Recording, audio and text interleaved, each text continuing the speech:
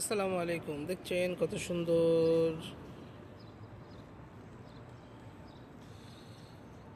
এটা হলো মদিনা শহর।